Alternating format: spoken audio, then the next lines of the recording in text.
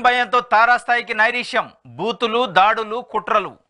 ఘోర పరాజయం ముంగిట బాబు పవన్ ఆఖరి యత్నాలు.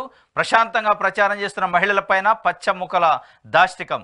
మంచి చేసిన పార్టీకి ఓటేస్తానన్న వృద్ధుడికి ముప్పాళ్లలో బెదిరింపులాట. నీ అమ్మ మొగుడు, నీ అమ్మమ్మ మొగుడు జగన్ను చంపితే ఏమవుతుంది అని కూడా తిట్టే పరిస్థితికి వచ్చారు. ఈ భాష చదవాలంటే కూడా కొంత ఎబెట్టిగా ఉంది. మళ్ళీ చదవాలంటే కూడా ఎబెట్టిగా ఉంది. ఇట్లాంటి బూతులు. సీఎం జగన్పై అనకాపల్లి బుచ్చిరెడ్డిపాలెం సభలో చంద్రబాబు నాయుడు బూతుల పురాణం. ఇది బూతుల పురాణం. నీ అమ్మ మొగుడు, నీ అమ్మమ్మ మొగుడు నిన్ను చంపితే ఏమవుతుంది. ఇట్లాంటి బూతులు. 45 సంవత్సరాల హిస్టరీ నాది, 45 సంవత్సరాల ఇండస్ట్రీ నాది. నరేంద్ర మోదీ, అమిత్ షా కంటే నేనే సీనియరు ఈ దేశ రాజకీయ నాయకులు అని చెప్పుకునేవాడివి. కుర్చీల కోసం, పదవుల కోసం కూటములు కట్టి నోటితో తిట్టలేని తిట్లు తిట్టరాని తిట్లు. నిన్ను చంపితే ఏమైద్ది అనే పరిస్థితికి ఒక ముఖ్యమంత్రిని పట్టుకొని నిన్ను చంపితే ఏమైద్ది అని బూతులు మాట్లాడే పరిస్థితి చంద్రబాబు నాయుడు గారు. అంటే ఎంత ఫ్రస్ట్రేషన్లో ఉన్నారు, ఎంత అసహనంతో, నైరీష్యంతో ఉన్నారు అనేది దీన్ని బట్టి ఏపీలో ఉన్న ప్రజలు ఇవాళ మాట్లాడుకుంటున్నారు.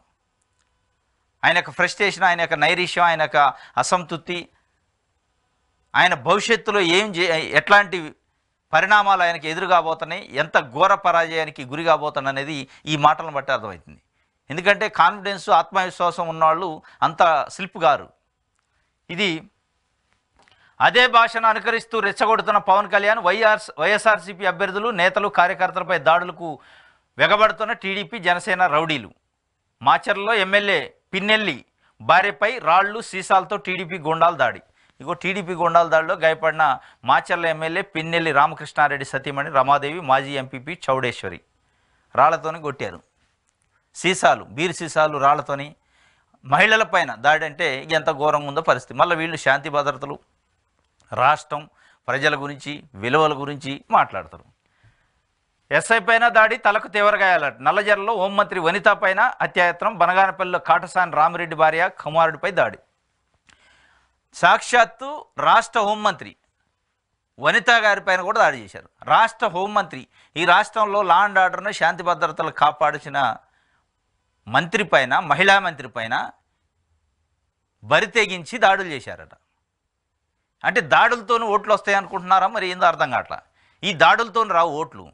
ప్రజలకి ఏమైనా చేస్తానంటే ఓట్లు వస్తాయి, ప్రజలను దగ్గర తీసుకొని ప్రజల్ని ఆదరిస్తాం ఇగో ఈ రూపంలో అని చెప్తే ఓట్లు పడతాయి తప్ప రాళ్ల దాడి, సీసాల దాడి, బీర్ సీసాలు, మద్యం సీసాలతో దాడులు చేస్తా అంటే ఓట్లు పడవు. అది గమనించుకోవాలి.